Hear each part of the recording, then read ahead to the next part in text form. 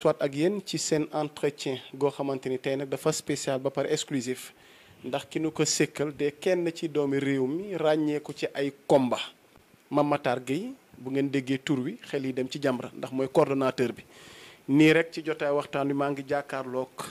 lii nga xamante ni mooy arrière plan ngeen dégg ci ay kàddu Abdou Latif Gueye nga xamante ni rakkam la woon yal na yàlla yokk leeram taas ñu ci barkeem ndax tey daf ñu defal honneur ubbil nu ay buntu këram à cœur ouvert ñu fas yéene fee defee waxtaan wi ndax moom da daan wax ni le véritable changement c'est le changement de comportement bu nu ko waxee rek doon loo xam ne dafa yaatu kon dina ci dikk ak ñun ndax mel na ni loolu mooy soubassement ak fondation ak ci li nga xamante ni mooy pilier gi reposé au combat Jamra mooy xeex jikko yi ba pare sàmm maanaam li ci gën ak li ci baax. Mame Matar ñu ngi lay dalal ci sa kër nga xamante ni miin nga ko lool ci ay jotaay waxtaan ndax lépp lu soxal askan wi ci ay combat rek buñ la ci interpellé nga am tawféexu ubbil nu see bunt maa ngi ànd ak Seydina Alioune sa doom ci caméra bi ak sunu chauffeur gu ñaawul gi bëgg Serigne Touba di aada ñun ñoo tey fas yéene sekk ak yow jotaay waxtaan wi ci ay tomb yoo xam ne benn par benn bu nu ci ubbi rek mbokk yi xam ko ñu daal ciy xuus ak yow kon ñu ngi lay wax ahlan wa sahlan fii ci jotaay waxtaan wi Sénégal. waaleykum salaam wa rahmatullah mbokki waa Sénégal di nuyu yaa Moussa bi nga xam ni bi xarañte fam kenn naatable ko te amul noflaay fu réew mi soxla ay leeral sur des sujets d'actualité lu mu jàppoon daf koy bàyyi daal di ci xar tànk tubéyam yàlla na yàlla gën a dëgëral taxawaay bi di beral nuyoo nag mbokku téléspectateurs yi di am yaakaar ne simili yi ñu fas yéene seq laaj ak tontu ak mbokk mi yaa Moussa dinañ ci mën a jëlee njëriñ ñun ñi nekk ci plateau bi kazalika mboolem téléspectateurs yi ñuy seetaan incha allah. waaw tomb bu njëkk gi rek dañuy xuus rek ci loo xam ne actualité la ndax defe naa 3 novembre gii nu génn kenn ci doomi réew mi ñu koy wax Mouhamed Mbougar Sarr yàlla dogal mu daal di remporter benn prix bu prestigieux ñu koy wax prix Goncourt fële na la ca tugal ci réewum France waaye nag ay félicitations topp ca tàmbale ko njiitum réew mi ak ñëpp am mbégte daal ngir sargal ko ngir jaajëfal ko ci prix googu nga xam ne remporté na ko mu mel ni dadi lu njëkk ci doomi Afrique sowu jant ñu am prix gi nu mel ndax defe naa benn nit ku ñuul sax ak mosoon a remporté en 1921 mu di René Mara ci œuvre am googu ñu tuddee Batouala waaye yàlla dogal ñu teg ci ay fan mu mel ni carte gi dafa dëpp ñu jugee macha allah ba ci subhanallah ndax mu mel ni dañoo découvrir ni moom Mouhamed Mbougar dafa bokk ci ay lobby ba ci œuvre am gi mujj laataa muy bind la plus secrète mémoire des hommes mi nga xamante ni moom moo remporté prix bi amoon na œuvre am gu mu tuddee de purs hommes mu mel ni daf ci doon défendre loo xam ne dafa bokk ci ay combat Mame Matar Gueye mu di xeexum ngóor jigéen balaa noo xuus ci njàngat gi ngay def ci livre bi naka nga yëgee information wu maanaam sargal googu ñu sargal Mouhamed Mbougar ci prix googu mu remporté. waa xam nga mag ñu baax ñi dañuy faral di jàngale nii as gor dafa war a moytu dégg tëll rek ne damm na Kocc Barma ne boo nee tekk woon la yoon kon misaal yu bari na ba tax ne ñun Jamra bi yàlla dogalee ñu sos ko ci mois de février 1983 ça fait fanweeri at ak juróom-ñett ren kenn mësu ñoo xamal dégg tëll rek ne bërit wala dégg tëll rek def loolu wolof di wax ma riirandoo tubaab di ko tuddee hurler avec les loups kenn mënul fexe ba Jamra di soppi lu day ni tarfatal ay ni ci ligne de conduite am boobu mu di lu xew rek ñun dañ koy taataan seet ko seetantel ko doo ko yëkkati kàddu xam nga mosu déggoogu ñu wax ci ba tey voilà kon nag ñi nekk naan Jamra kenn déggu ko jaay ñaare day yu mel ni da daan wax waaye ñu ngi leen di gërëm ci kóolute gi waaye kenn mënul fexe ba ci kaw ma riirandoo Jamra jóg topp ndiiraan wi jaar gauche wala ci ñiy félicité wala topp ndiiraan wi jaar droite ci ñiy critiqué ndax am na baat bu wax naan ku dee sa marché ba yaa tàggi sa bopp kon ku defar sa production littéraire yaa tàgge sa bopp foog nit ñi wax ci boo bañee nit ñi wax ci nag nga bën a bind ba tax na production littéraire boo gis kan mooy destinataire bi c'est pas le grand public waaw ba pare nga ne grand public bu ñu wax tàccu leen rek comme que tubaab yi nee nañ lii baax na bu kenn ŋaang tàccu leen baa ngeen noppi fu ñu teg loolu parce que dafa am de soi-disant critiques littéraires intolérants yoo xam ne ci réseaux sociaux yi yëkkati nañ kàddu yu mel noonu naan waaw sénégalais dañuy soxor kii sargal nañ ko alors dañ ko war a féliciter c'est bien waaye dinañ xam lañ ko sargale lan la amuñu droit xool ko xam nga coow lu mel ni moo fi amoon ci affaire école ñu gërëm ko ne c'est très bien waaye nañu xool ba xam xaalis bi mu fiy dugal fu mu jóge ndax ña ko doon défendre dañu naan waaw doomi réew mi la am na droit investir ci dëkkam waaw d'accord waaye doomi réew mi itam am nañu droit xam les centaines d'hectares yële ko état bi jox fële nga xam ne ça fait la moitié de la superficie de la ville de Guédiawaye ci ban titre lañ ko joxe ndax titre foncier la bàyyi la wala donc une autre forme d'attribution foncière am nañ droit xam ko ndax ñoo ko moom voilà noonu rek la mbir yi demee kenn mënul muus ba Jamra def ma riirandoo alors rawatina démocratie moom la ñu yàlla wërsëgale ba dañ ko constitutionnaliser te principe bi ci gën a simple lan la dañu nekk la démocratie consacre la liberté d'expression qui donne à chaque citoyen le droit d'exprimer librement son opinion mais tout en reconnaissant aux autres le droit d'avoir un point de vue différent kon nag l'ère de la pensée unique est révolue bàyyi leen nit ñi ñu wax la ñu xalaat alors waaye nag yàlla dafa dogal boo gisee suñu addu ci mbir mi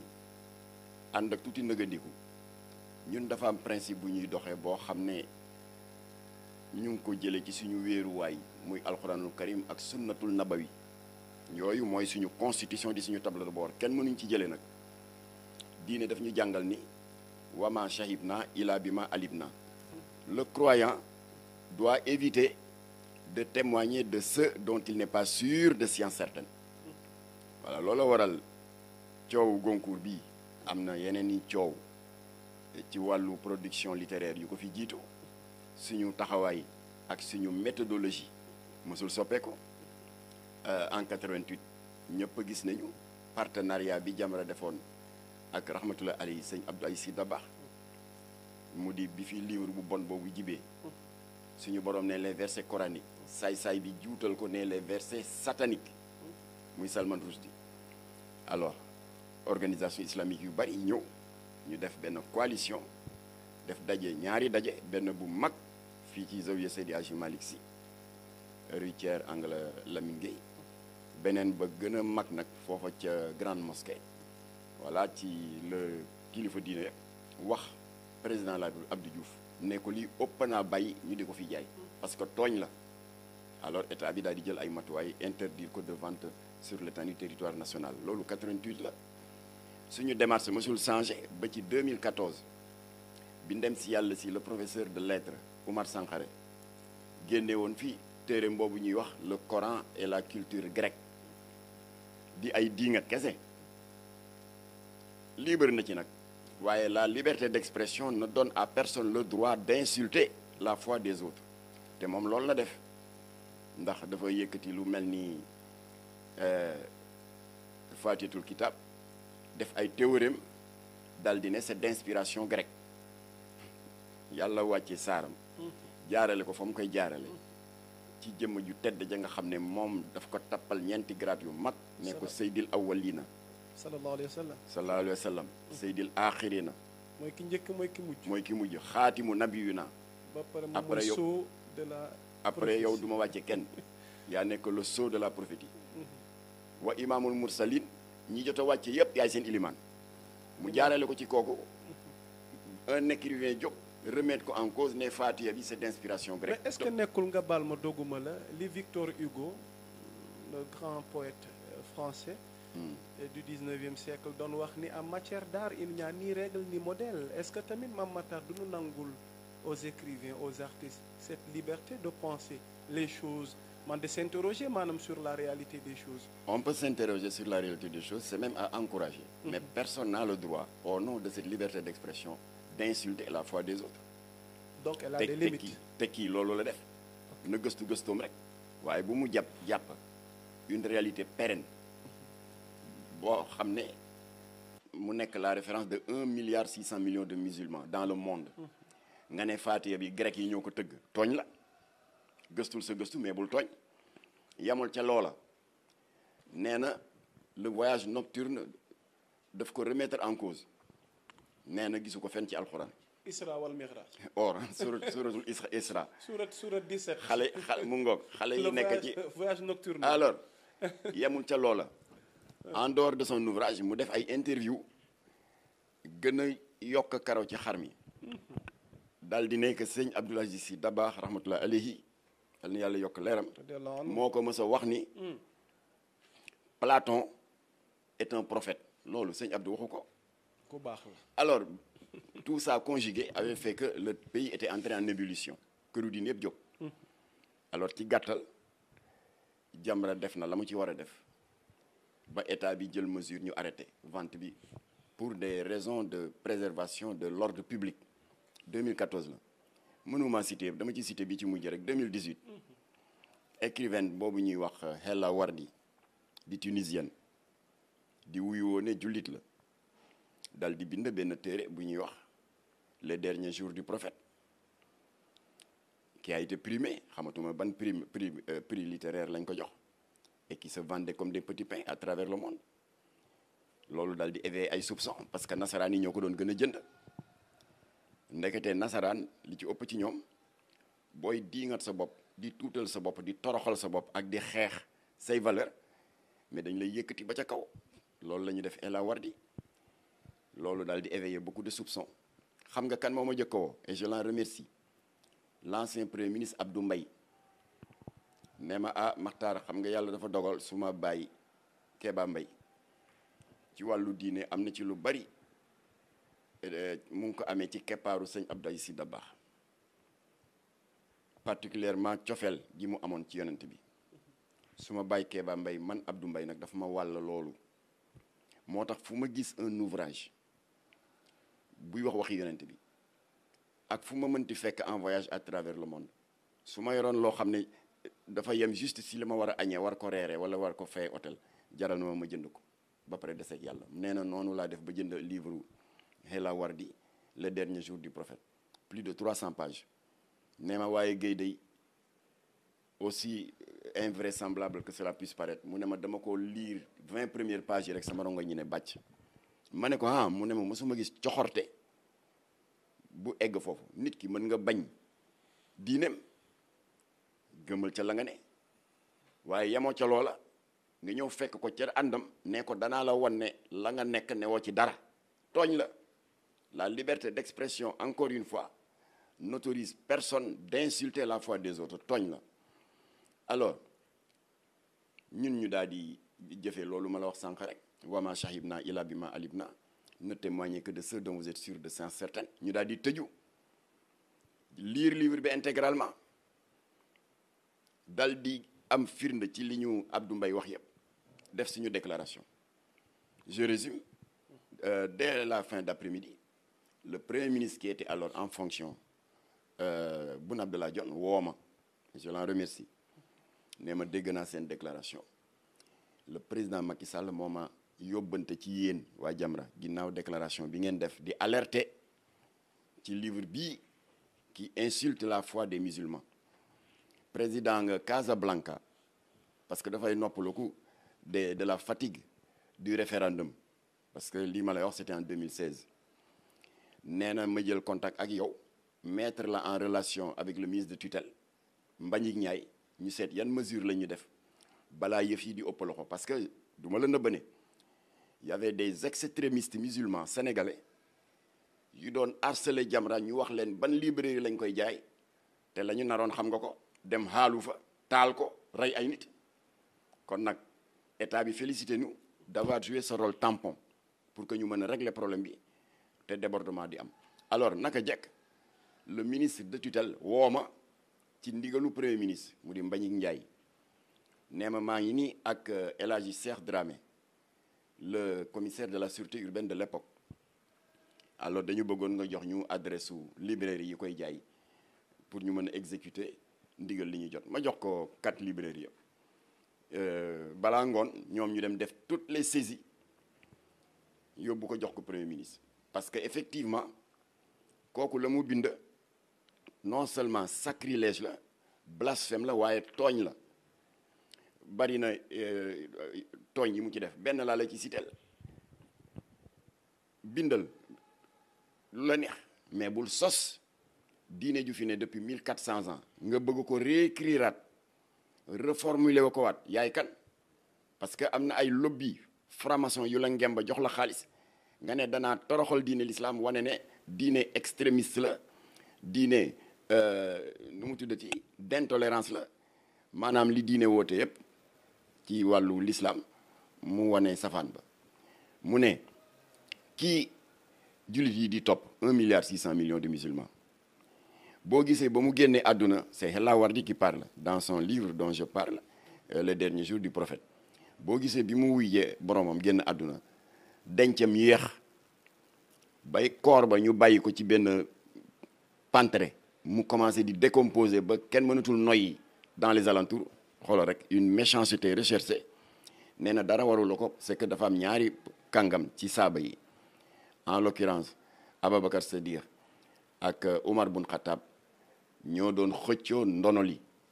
l'héritage spirituel du prophète nee na loolu tax talluñu woon suur prophète bi xoolal ma cette contre-vérité qu'elle est seule dans le monde à avoir écrit alors bref ak yeneen yoo xam ne teggin mayewul te mu teg ko ci kaw ngën ji mbindeef sallallahu alayhi wasallam ma di ko répété fii alors foofu tamit ñu def suñu devoir ñu alerter ndax dëkk bi jàmm moo fi xaj kenn amul droit di féewul yëkkati diine di ko dóor ci beneen diine kenn amul droit itam jël diine jàmbur di ko doyodal kenn amul droit jàpp aw wasila jàmbur di ko toroxal di ko wàccee ak di ko dégrader kon nag ñun jàmm moo taxoon ñu def ko alors mu jógee état fekk si nañu mooy li ma la wax léegi El Hadji Cheikh Dramé le commissaire de la sûreté urbaine ginnaaw bi mu ci waxtaan ak Mbagnick Ndiaye ministre de la culture ñu daal di saisir plus de 300 ouvrages ba livre bu bon boobu doon saaga yonent bi di le dernier jour du prophète de Hela Wardi kenn jaayu ko fenn alors yëpp nag yooyu ma la cité boo gisee ma cité la ko pour wax la que notre démarche n'a jamais changé et ne changera jamais mbir bu amee coow li ne kur divisé wu en 2 camps c'est-à-dire mariirandoo yi ñi nga xam ne dañuy gëmm def di suivisme aveugle di féliciter te la ngay féliciter sax liiroo ko ak beneen camp wu mariirandoo di dog di critiquer ak di ŋaññ te la ngay critiquer ka ŋaññ liiroo ko kenn mënul muus ba gis Jamra ci benn ci taxawaay yooyu c'est irresponsable alors loolu waral nag bi coow lii ñëwee ci affaire Goncourt bi nous avons fait la même chose comme ni ñu ko defee depuis 88 nettali naa la ko Salman Rushdie 2014 professeur Oumar Sankaré et 2018 Hela Wardi mooy dañ ciy jënd ñett créer benn comité de lecture ku ne tëju nga yaa ngay lire bi nga may woo sax pour que ñu programme émission bi boobu maa ngi nekkoon man itam ci sama côté di lire et c'est volumineux 392 pages donc presque 400 pages ça veut dire que duñ ko liirantu nekk ñu fi itam di ko lire en diagonale c'est irresponsable dañ koy lire crayon à la main comme ni le président Léopold Sédar Senghor avait l'habitude de dire en parlant de le Capital de Karl Marx alors ci loolu la ñu ne ngeen muñ tuuti am nañ yaakaar ne ci week-end bii bu ñu ko génnee dana fekk Jamra ndar kepp mbir mi yëpp et incha allah en début de semaine Jamra se fera entendre comme dans les autres cas. xanaa boo nu ko mee dig nu mosal tuuti rek donte lecture bi àggagul ndax li gën mooy ñu bàyyi ba nga noppi ca nga dog cee dikk def ci sa njàngat waaye ndax li nga tàmbalee liir gum ci livre bi ak li coow li di bëri maanaam ci waa ji ndax fi mu ne nii mën na noo rafet njort ni gis nga ci li dal sa xel. waa xam nga déjà am na ñoo xam ne ñu ngi ci réseaux sociaux yi di ut lay naan waaw affaire góor jigéen bi ñu wax ne waajee ko wax du ci ouvrage bii bële la ouvrage bi du bi de purs hommes la waaye du bii nga xam ne moom la ñuy primé ñun toppatoo ñu wax yooyu ñun dañu ne dinañu gëstu waa ji lan moo waral tubaab yi yëkkati ko teg ko fa ñu ko teg gëstu tamit ouvrage am bii lan moo waral ñu daal di ko primé alors que ba ñu créé le prix Goncourt en 1903 ça fait combien 100 combien 118 ans ñaata kàngam ci wàllu production littéraire en Afrique noire au sud du Sahara ñoo fi dafay jàlloore ana l'aventure ambiguë bu Cheikh Hamidou Kane yëngal adduna bi yëpp ndax qualité littéraire bi ak la teneur n'est-ce pas du contenu. Une si longue lettre Mariama ana une si longue lettre de Mariama Ba ana dégg nga Cheikh Amadou Hampâté Bâ bari nañu kenn mënu leen lim ba ñu jeex kon nag jàpp nañu ne cette surmédiatisation occidentale ci livre bi du nen elle est suspect nous avons le droit de dire que c'est suspect kenn mënul fexe nag ba yóbbu ñu ci mariirandoo di critiquer wala mariirandoo di féliciter te ndar pek képp gu ñu ouvrage bi kon ñu ngi koy lire te comme ni nga ko xamee Jamra du waxantu du ñu wax à moitié wala def des choses à moitié ñun bu ñuy dóor wala ñuy sargal nous sommes entiers voilà moo tax nag mu ñu leen tuuti certainement en début de semaine incha allah Jamra sa fara mel na ni nga baal ma sax tontuwaale nga waa réseaux sociaux yi. waaw bokk na ci yaa un jeune youtubeur la bi la doon raaye la. du nom de Zal nee na. waa Zal Matar na wax ci nampal national bi. ñu ngi lay Zal maa ngi lay gërëm. parce que yow nga tontul ñu Zal youtubeur. Zal tu es un homme d'inspiration moom mi doon xaar nga prononcé wu sur la question. parce que boo gisee Zal ma estimé ko. ak ki nga xam ne maa ngi yow. mais kon defu la dara. li mu la def pas du tout boo gisee Zal ma admiré ko. admiré tamit ñànku nga xam ne maa ngi yow mosoon nañ wax ay mbiram ci benn émission bi c'est parce que dañu nekk ay nit yoo xam ne may bi leen yàlla may mooy dañu mën a décompresser c'est-à-dire dañuy gis une situation sociale tendue ku nekk kii parloo gi tar ñoom dañuy jékki-jékki rek jàllale benn production bu 2 minutes 3 minutes rek ñëpp a féex loolu la Zal def kon nag Zal def nga ko avec beaucoup d'art gis naa ne sax sama mbaxane bu ñuul bi sax xaw ma foo ko jëlee waaye moom nga sol ak xaftaan bi rafetlu naa ko d'ailleurs jël naa ko sax def ko sama page Facebook pour wan la ni contrairement ak li nit ñi wax mais rewuma la ci au contraire dama la ci féliciter parce que yow indi nga sa concours indi nga tamit sa lecture si coow lii nga xam ne moo lëmbi réew mi ci wàllu prix Goncourt 2021. ndax loolu wanewul tamit ni Mame Matar ku askan wi bàyyee xel la trop sur certaines questions kon mel na ni sa combat bi tamit am na ñoo xam ne dem nañ ba léegi dañ lay xaar ci lépp lu jëm ci xeex ak sàmm jikko yi. waaw loolu nag dafa am saaba bu ko mës a laaj ne ko waaw yaa Seydi jullit bi bu defee effort bay sàmmoon te juróomi ponk yi muy shahadaat waxtu wi juróom woor weeru koor joxe azaka ak dem baytulaal xaram bu la ko sa santé ak sa poche maye alors jullit bi bu matalee yooyu xanaa nag wàccoo na mu ne ko déedéet des na de mu ne aha mu ne waaw lii mottali seen njullit mooy ngeen fexe ba am benn ci ñetti taxawaay yi mooy loo leen gis muy raam jëm ci penc mi te nar a yàq jikko yi wala loo leen gis muy raam te nar a tilimal malaanu l'islam nee na waajib la c'est-à-dire amul way je vais voir ou je vais pas voir maanaam obligation la pour que jullit bi jóg am ci benn ci ñetti taxawaay yi ñu ne ko ban mu ne d'abord na ci opposé wu ñu ne ko naka mu ne fi yadihi par l'action su jàppandiwul nee na fi lisaanihi nga wax nga dénoncé maanaam mooy li Jamra di def mooy li Sénégal di def di dénoncé yu bon yi yàq jikko yeeg penc mi bu jàppandiwul nee na fi xal bi nga naqarlu ko sa xol ba suñu borom xam ne da nga néew doole rek waaye metti na la te nee na boobu c'est le dernier degré de la manifestation de votre foi en Dieu ndem si yàlla si nga ubbee sa waxtaan sànq di rahmatullah ali Abdou Latif Gueye moom d'ailleurs amoon na habitude ci conférence religieuse yi ñuy def par weeru koor di café troisième posture boobu mu di fi xal bi nee na kooku normalement dañ ko war a bàyyi ak suñu maam yi màgget ba xubidaas nga xam ne amatuñu benn kàttan lu dul toog seen sajaada yore seen course di sot waaye ñun ñi nga xam ne dese nañu akas néew kàttan ñu mën di yéeg ko wàcce di dem ak ñëw di xuloo ak di poñante nee na war dañu war di jëfee fi yaddi yi ak fi lisaan yi kon nag loolu nga wax loolu ci la Jamra ne nga combat yu bari bu amee lu taxaw ñu ngi ciy xaar Jamra du Jamra rek la war a toujours da ngay gis ci réseaux sociaux yi njombe am ñu naan ana Jamra jékki-jékki fóonantekat yooyu dem grand théâtre ay punkal di fóonante même bu ñu dul góor jigéen def nañ yëfu góor jigéen ñu naan ana Jamra jékki-jékki infidèle wane as ndaw buy futteeku di toroxal la femme sénégalaise parce que femme sénégalaise mooy sunu ñaareel waaw femme sénégalaise ñàkkuñu jom ñu ne ana Jamra ak yeneen ak yeneen ak yeneen ak yeneen alors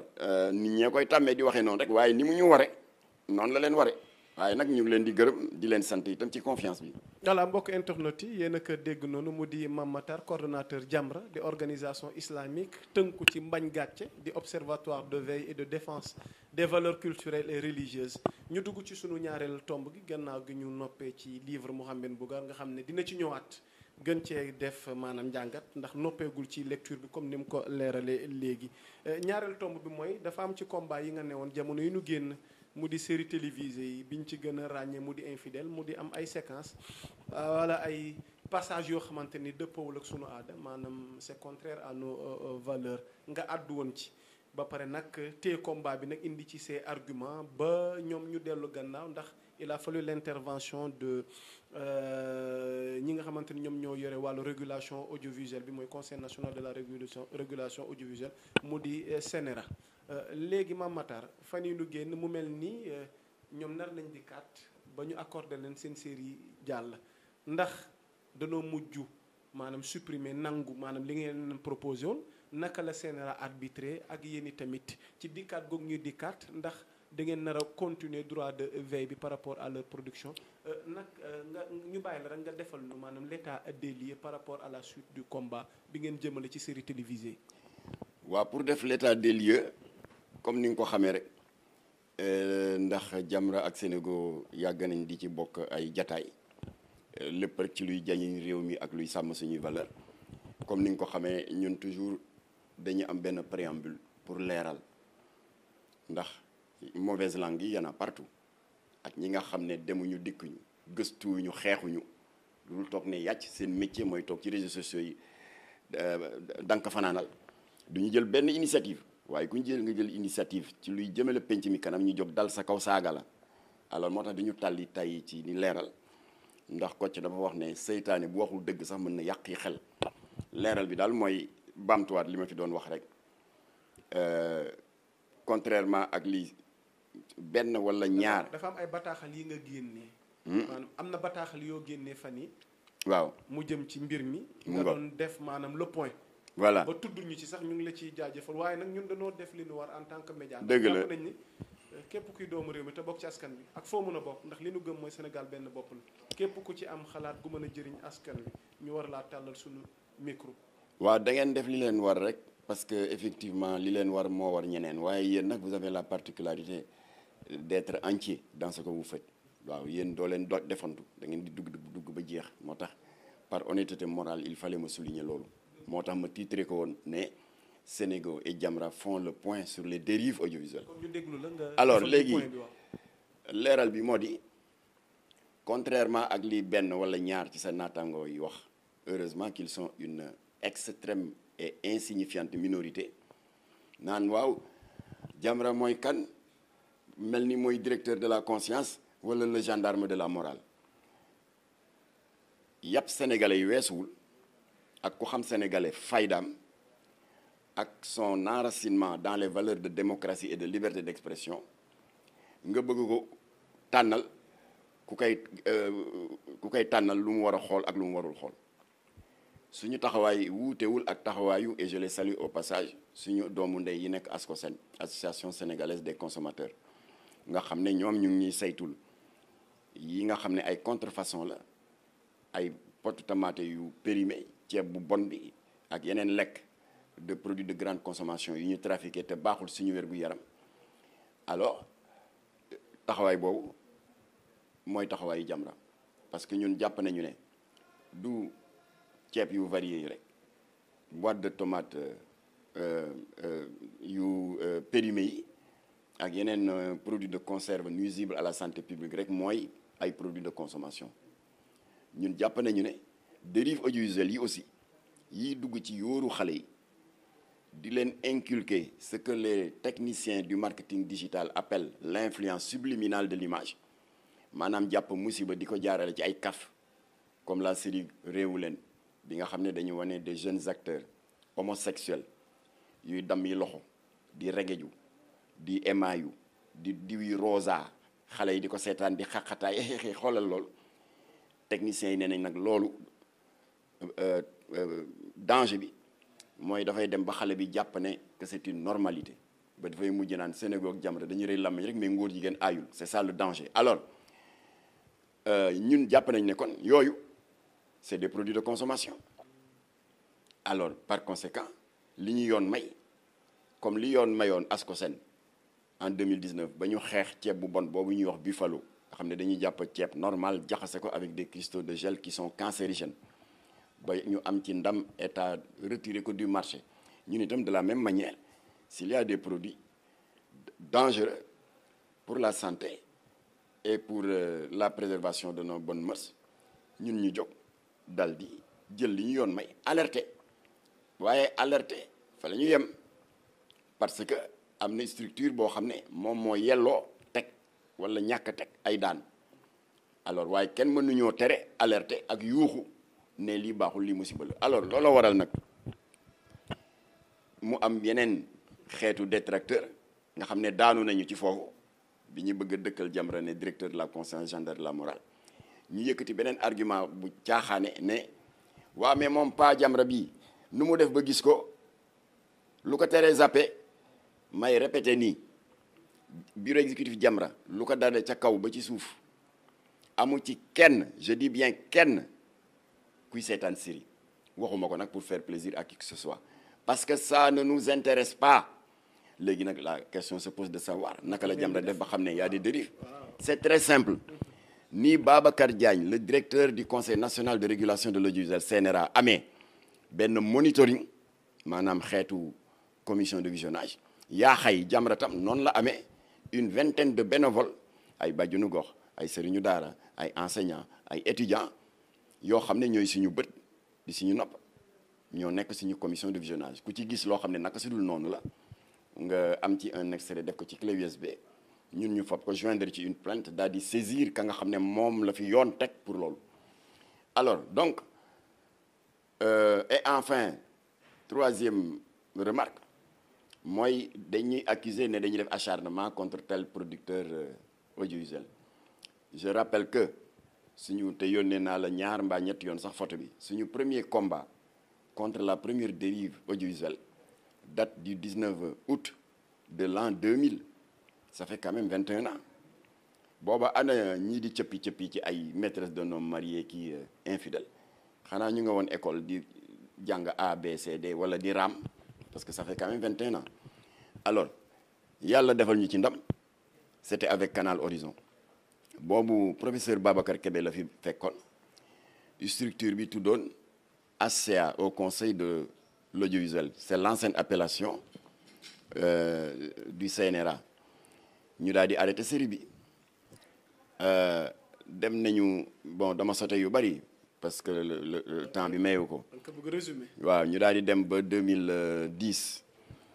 am na fi benn production bu Walfadjri dawaloon boo xam ne tur yi rek àtte woon na boppam le business du sexe foofu tam ñu jël li ñu yoon may parce que nous faisons partie de la grande société consumériste CNRA jox ñu dëgg arrêté série bi fëgg leen à l'amende de 5 millions ñu dem ba 2015 Sen TV di fi dawal benn production bu tudd Kawteef nag du série du film du téléfilm télé-réalité la qui est inspiré de la télé-réalité française boobu ñuy wax Ça va se savoir te doon daw sur la chaîne privée française RTL 9 autant bële c'est des problèmes de la vie courante qui sont au centre même du scénario autant bi 80% du scénario relevé de l'improvisation alors moo tax da ngay toog ak sa doom ak sa jarbaat ak di seetaan dégg ñuy daggantey saaga ndey c'est inadmissible ci suñu société bi nga xam ne mag ñu baax ñi ay valeur lañ fi suuxat yoon jox ñu dëgg CNRA arrêté série bi ainsi de suite ba ci maîtresse d'un homme marié ñooñu nag ils sont malins ndax bi ñu demee ba xam ne ñoo tooñ ils ont fait amende honorable jël engagement ni dëgg la épisode yi jot a jàll béy woy na mbuus waaye épisode yi ñëw dinañ ci segg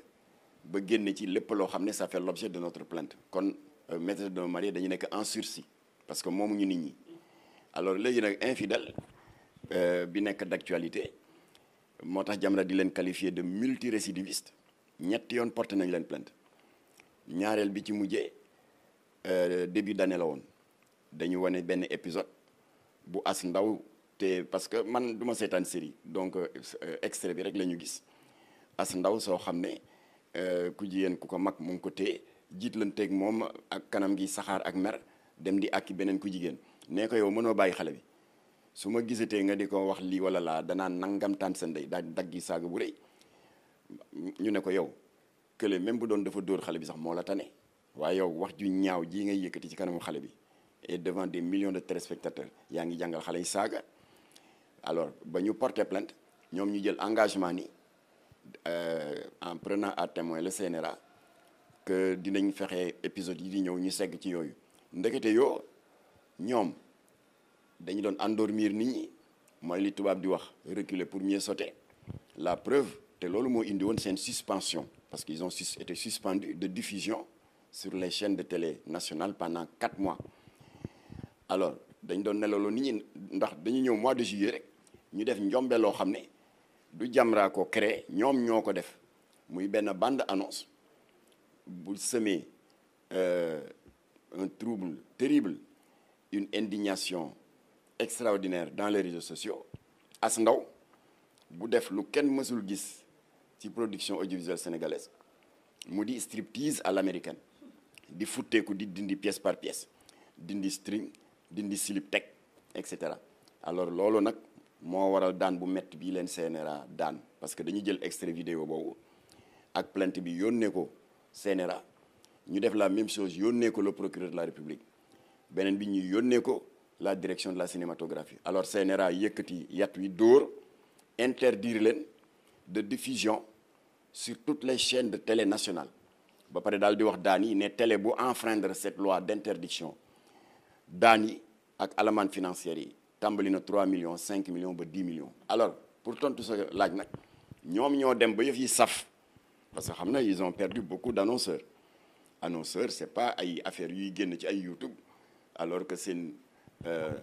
cible c'est les consommateurs sénégalais moo leen di intéressé alors ils ont perdu beaucoup d'annonceurs daal di daw delluwaat ñaan njëkk ci gendarme de l'audiovisuel kooku obligé leen pour ñu jël ay engagements alors ils ont pris des engagements ba tax na CNRA daal di lever la sanction alors ba tax na ils vont revenir à l'écran waaye terewul le monitoring du CNRA et la commission de visionnage de Jamra les ont à l'œil voilà pour que moindre récidive alors yoon comme que les sanctions sont échelonnées su boobaa xam nañ sanction bi leen di xaar nga xam ne ça peut aller jusqu'au retrait du produit voilà. dafa am laaj goo xam ne tout le temps dama la ko daan laaj par rapport aux séries. ba sax annoncé woon nga fi yéen a ngi waaj tamit pour contrer lii nga xamante ni tamit ñoom it ñu ngi bëgg am lu nu yàq ci askan wi yéen tamit ci seen wàll ngeen proposer à la place parce que souvent Sénégal dañ leen di reprocher ne waa léegi bu ngeen ñu teree nu seetaan lii parce que man je le dis tout le temps muy man ak samay morom ba nit ñi ci ëpp boo demee sur YouTube c'est des millions de vues mais tey un Mame Matar Gueye buy àddu wala di woowaa Sénégal ci loo xam ne seen njëriñ la boo fa amee 1000 wala 2000 vues sax daanaka bëri na loolu ngeen proposé woon ndax mën nga ci dikkaat. waaw d'abord dama bëgg a leeral nii. waaw le fait d'avoir beaucoup de vues pour une production buy jàll ci plateforme internationale yi nekkul un critère bu ñuy mën a retenir pour wax ne kii li mu def lu baax la ana ki ngeen fi daan surnommé yéen taskati xabaar yi l'insulteur public numéro 1 ku ko ëpp ay vues mais ça ne veut pas dire que sénégalais yi bëgg nañu saaga ak ñàkk teggin bëgguñu ko waaye la indi vues yi du dara lu dañ kump nga xam ne c'est dans la nature humaine dafa mel ni yow yaa Moussa rek nga ñëw gis benn affaire ne ma gis nga diw mu ngi saaga président ma ne la non c'est pas possible nga ne ma kay ma ne la ban site la ne nga ne ma site sàngam ma daw daal ne xaaral ma dem dañ kumpa ko man itam ma jóg nettali ko keneen nettali ko keneen looloo tax vues yi di yokku waaye tekkiwul ne la ñu def lu baax la voilà. alors la preuve fi mu ne bu amee benn nitu diine bu taxaw ci boppu koñ bi yore micro naan xaala laahu yàlla nee na xaala rasulullah mu am beneen samba boy bu dem Grand Théâtre ci esplanade bi di woote ay mbalax ak ay yeneen mel ni ñaar Matar parce que tout le temps li nit ñi di seetlu wala njànget bi mooy la ngeen di xeex tout le temps mooy ëpp mbooloo que yéen ñii di ko xeex ndax li xel nangu dañuy jàpp ne lu baax te war a jëriñ askan moom la nit ñi war a yittewoo. voilà waaye li nga xamante ni moom ngeen di xeex tout le temps nit ñi def voilà moom lañ gën a baax. moo tax ma jox la exemple boobu c'est dans la nature humaine kooku woote ne yàlla nee na yonent bi nee na di wax ay xar baaxu nit ñu baax ñi tëdd Touba ak Tivaouane ak Ndiassane ak ku taxaw Grand Théâtre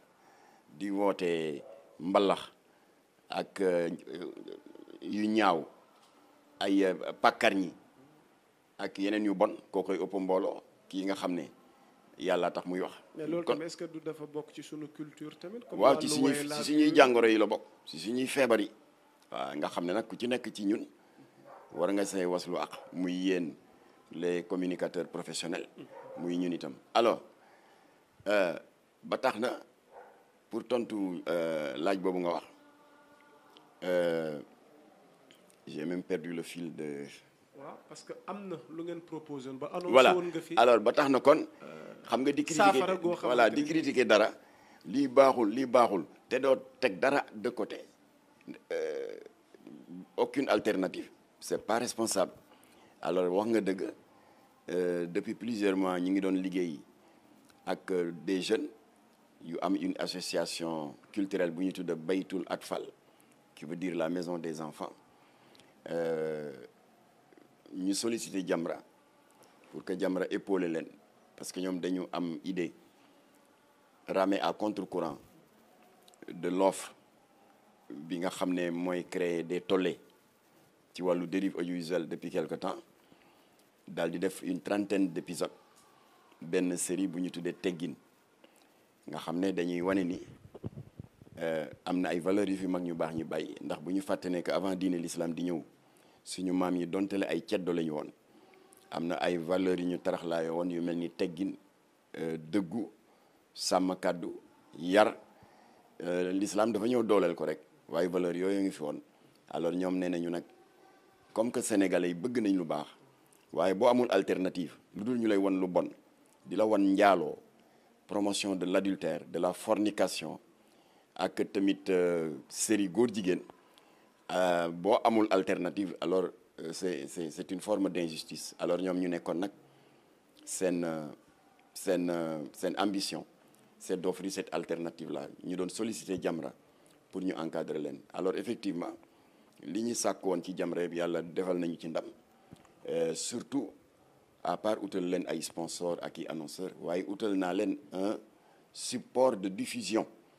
et maa ngi lay jox scoop boobu parce que semaine prochaine la ñu war a def communiqué bi pour annoncer ko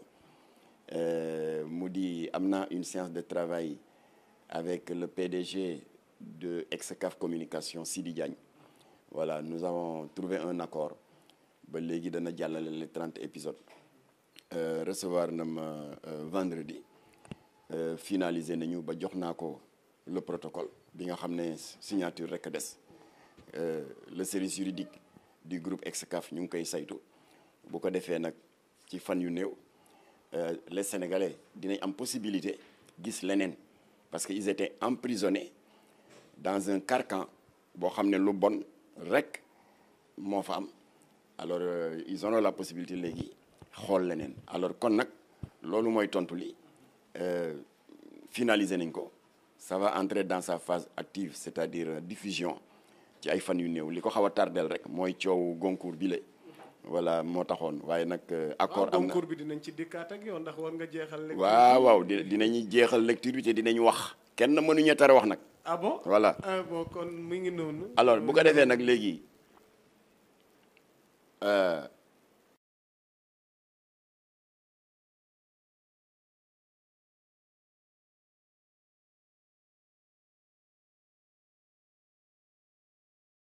parce que tubaab nee na une fois n'est pas coutume président Macky Sall dafa choisir une instance aussi solennelle que le Conseil des ministres du mercredi 15 septembre, à travers la voix la plus autorisée du pays, muy le président de la République, daal di dénoncer dans les mêmes termes que Jamra a toujours utilisé à travers nos différents communiqués, contenus audiovisuels et cinématographiques qui mettent en péril l'unité nationale et la stabilité sociale. Président Macky Sall yamul ci loolu te boo leen jógee ngeen dellu dans le site du gouvernement www.gov.sn ngeen récupérer le communiqué du conseil des ministres du mercredi 15 septembre. yamul ci loolu dafa jox xor bi baaraam Babacar Diagne, le directeur du CNRA, et le ministère de tutelle, le ministre de la communication, ñaanu leen de dafa leen jox ordre d'arrêter, de mettre sans délai un terme à ces dérives. Et au besoin nee na leen bu fekkee laaj na ngeen jël de nouvelles initiatives législatives et réglementaires, n'hésitez pas à le faire. Alors kon nag loolu dafa ñuy renforcer dans la légitimité de notre combat contre les dérives audiovisuelles. Contrairement à ce papier bi nga xam ne sa ñaari naataango benn rastaman ak benn tondu ñoo ko génne woon di diaboliser Jamra te intitulé ko Jamra arrête ton cirque. Kon contrairement à cela, sous-entendu communiqué conseil des ministres mel na ni ku naan kon Jamra continue ton cirque ndax la liberté de chacun s'arrête là où commence celle des autres te daf ñuy dëggal ci suñu posture qui n'a toujours pas varié moo di la production audiovisuelle c'est un couteau à double tranchant. Mën nga ci éduquer des masses comme mën nga ci pervertir des masses. Moo tax ginnaaw bi état bi ñëwee fekk suñu ci combat boobu ba pare jël ci ay matuwaay ñun ñu ngi soññaat les producteurs audiovisuels xamal leen que vous avez une lourde responsabilité qui n'est pas différente de celle des honorables précurseurs de notre cinéma ku ci mel ni Ousmane Sembène, ku ci mel ni Djibril Diop Mame Beyti, ku ci mel ni Moussa Sène Absa, ku ci mel ni Cheikh Tidiane Diop. Bu ñu kenn naan non yooyu ay old fashion lañ seen temps passé na passé wul de ñooñu il faisait exactement li ñi di def, c'est-à-dire jël les problèmes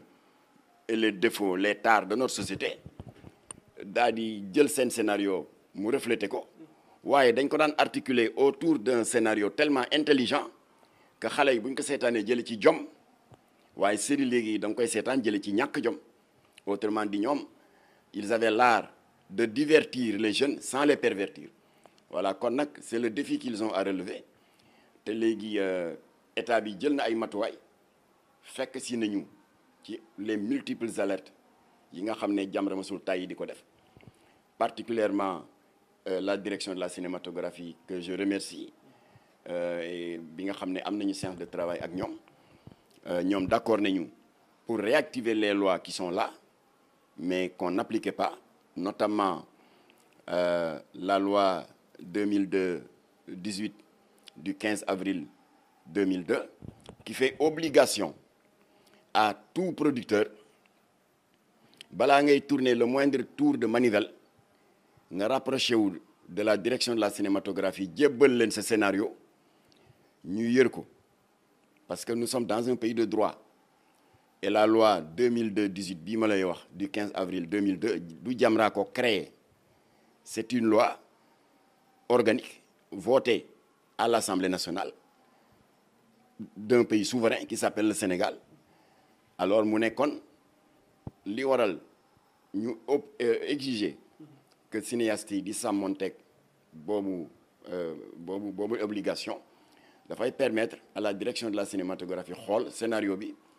ndax dëppoo na ak charte yi régir la production cinématographique audiovisuelle, c'est-à-dire est-ce que amul des séquences yuy porter atteinte à la stabilité sociale du pays, maanaam di boddi kante ci wàllu xeet comme li amoon Rwanda entre Hutu ak Tutsi. Tout le monde sait que rajo Mille Collines moo mettre de l'huile sur le feu naan ñii duñu dara, ils ne méritent que d'être écrasés comme des cafards, 900 000 morts. donc dañuy xool ndax yooyu amu ci wala botti konte ci wàllu diine wala ci wàllu xeet xool tamit ndax amul séquence yoo xam ne surtout les prises de vue extérieures du ñu jëlaale des secteurs classifiés secret défense comme les alentours d'une caserne militaire dinañ xoolal tamit ndax du mettre en danger la santé mentale et morale des enfants et cetera donc bu commission direction de la cinématographie gis ne producteur bi sàmmonte na ak yooyu si lañ lay délivrer lu ñuy wax quitus en France mu ngi tudd le visa d'exploitation kayit googu ngay jël sa film dem ci télé bu la neex en tant que producteur nga doog a am droit diffuser waaye fii may wax yow ils ont tous violé la loi 2018 du 15 avril 2002 kenn ci ñoom et nous en avons la confirmation demul direction de la cinématographie pour sàmmonteeg loolu léegi nag maa ngi yëgal askan wi ne loolu bu ko état Sénégal defee c'est pour nous protéger nous consommateurs ak suñuy doom ak suñuy njaboot alors ba tax na Jamra dina activer waat pour que direction de la cinématographie exiger de tous les producteurs ñuy déposer d'abord seen scénario balaa ñuy am droit tourner parce que amuñu droit tourner tant que direction de la cinématographie joxu leen un quitus nga xam ne mooy jouer le rôle de visa d'exploitation et je clôturerai sur cela en disant boo gisee les grands producteurs cinématographiques et audiovisuels japonais et chinois seeni produits sont tant respectés et admirés à travers le monde mais dara warul ko lu dul ñoom dañu wéeru ci seen patriotisme culturel ba ils n'exportent à l'extérieur que les valeurs les plus positives de leur culture ça ne va pas dire que c'est des sociétés parfaites xëy na am nañu wàll yu bari sax sur le plan des mœurs ñun ñoo leen tane waaye ñoom dañu ne wane des valeurs positives mooy tabax réew di ko jëmale kanam et non di wane ay musiba alors moo tax nag kon ñi mën a citer sànq ces précurseurs là les anciens combattants du cinéma et de l'audiovisuel ils faisaient pas autre chose waaye dañ ko doon articuler autour d'un scénario intelligent de sorte que xale yi jëlee ci ay jàngat jëlee ci ay leçons waaye xale ngay gis léegi mu seetaan série bu bon bu mel ni réewu leen gis ay góor jigéen muy xaqataay génn ak moromam yi di regeju ak di dam yi loxo voilà kon nag audiovisuel autant mën na defar autant mën na détruire alors lii Jamra di def nag comme ni nga ko waxee sànq ñëpp la war ku nekkaa war a def preuve de vigilance pour que secteur de la cinématographie bii nga xam ne c'est infiltré par des businessmen kenn bañ leen bàyyi ak seen sago ñuy def lu leen neex sous prétexte que am na ay lobby financier yu laqatu seen gannaaw et il se croit tout permis parce que secteur la boo xam ne dañ ko war a protéger pour que seuls les professionnels war cee nekk di wane seen art ak seen créativité waaye malheureusement dafa am ay hommes d'affaires yu ci dugg yoo xam ne dekkal suñu art ak suñu cosaan itteelu leen li leen itteel mooy une rivalité malsaine de buzz pour mën ci tirer rapidement xaalis seen yoon ci santé mentale ak moralu xale yi seen yoon ci la préservation de nos valeurs loolu kenn waru ko nangu dañ leen war a xeex nasaxal leen néewal leen doole te secteur bi ñu bàyyi ko ak ñi nga xam ne ñoo ko yelloo. defe naa leeral yooyu ñoo ko déggandoo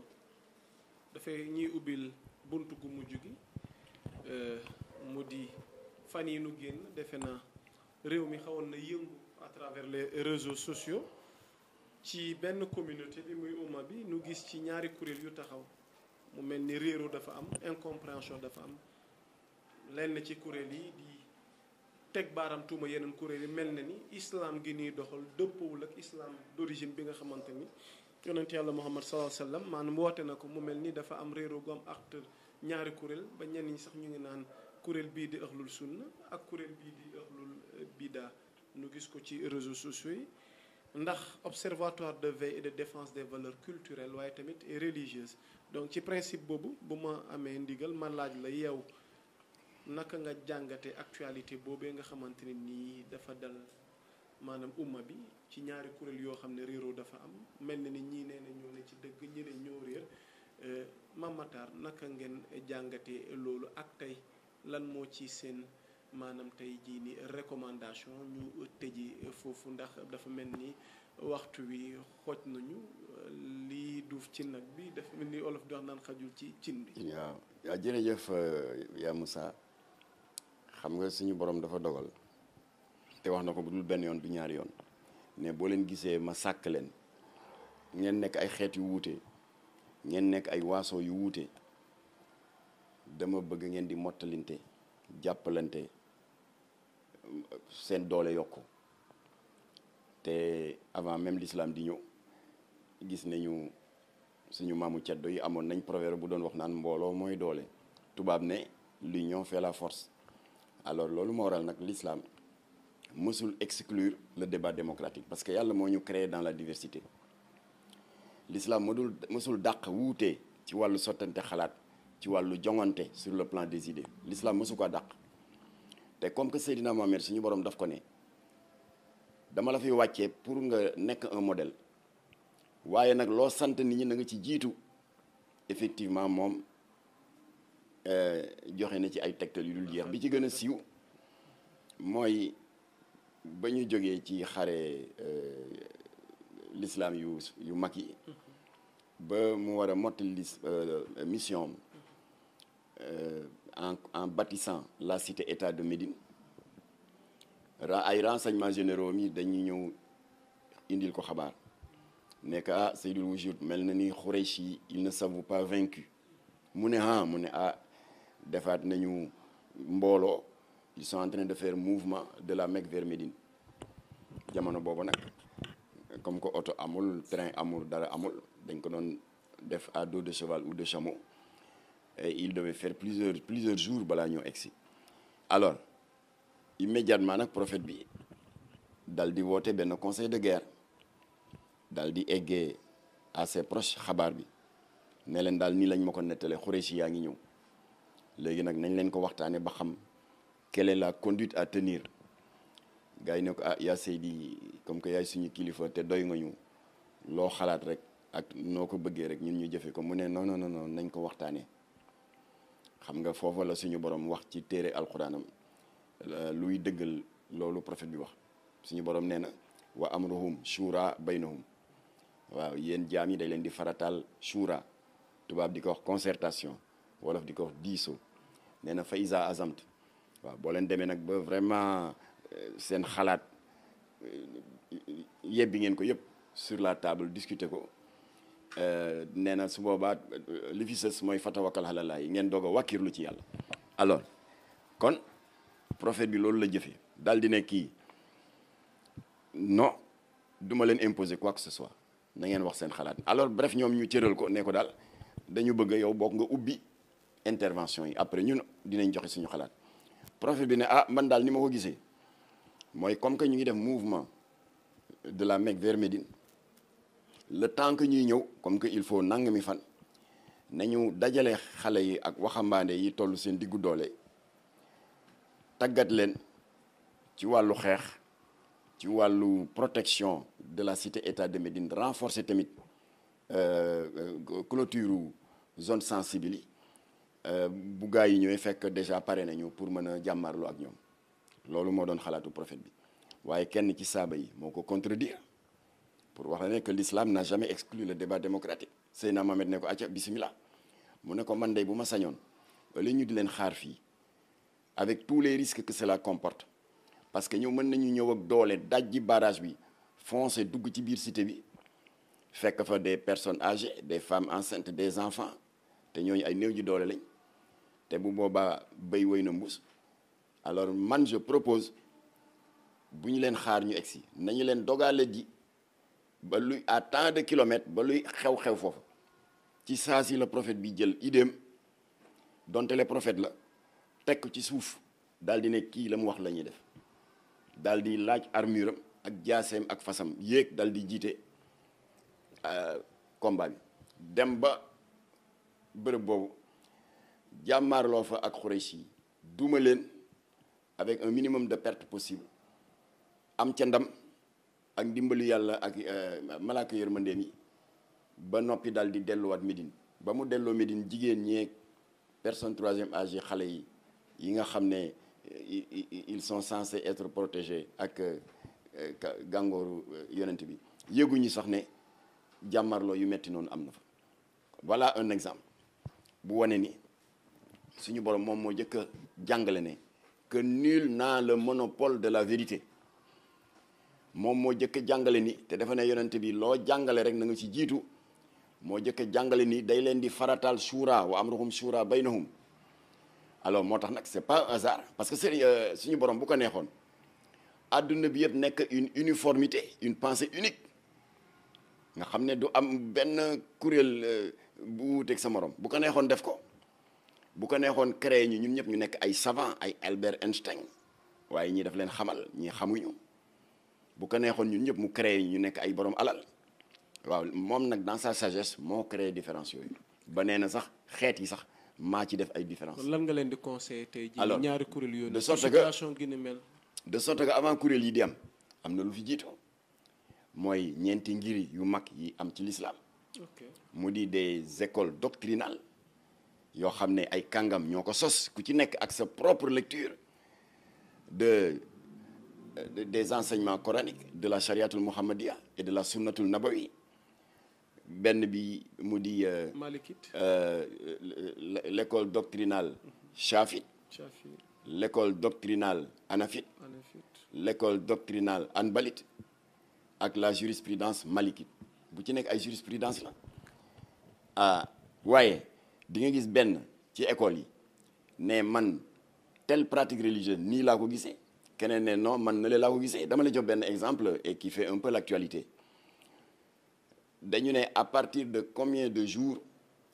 que le fœtus bi nekk ci biiru ndeyam ci lay tàmbali am ruu pour ñu mën a jàppale nit la borom bakken la xam nga foofu wuute am na au niveau des 4 grandes écoles de pensée islamique parce que Anafit nee na fœtus bi bu defee 120 jours ci la am malaayika buy ñëw def ruuhu rabbaniya maanaam insuffler une âme dans l'ovule fécondé de la mère à partir de ce moment ci la bakken di taxaw waaye l'école de pensée chafite wax leneen nee na du 120 jours 40 jours la donc ay wuute am na fii lañ ko fekk waaye lépp rek suñu borom ne nañ ko rafetal ndax moom la neex moo tax wuute yooyu am waaye ci wàllu woowu boo ko seetloo toujours chaque fois bu wuute amee y a pas péril en la demeure par exemple ci wàllu le moment où le fœtus est considéré comme ayant une âme humaine alors malgré ça ñoom ñëpp d'accord nañu sur un principe de base mooy l'avortement est interdit dans l'islam voilà kon nag yooyu moom mënuñoo diviser moo tax ñoom ñëpp ñoo bokk benn principe alors kon foo ko seetloo fu wuute am rek suñu borom ci yërmandeem day indi benn principe de base consensuel alors de la même manière Sénégal dontele am na ngiru Shafi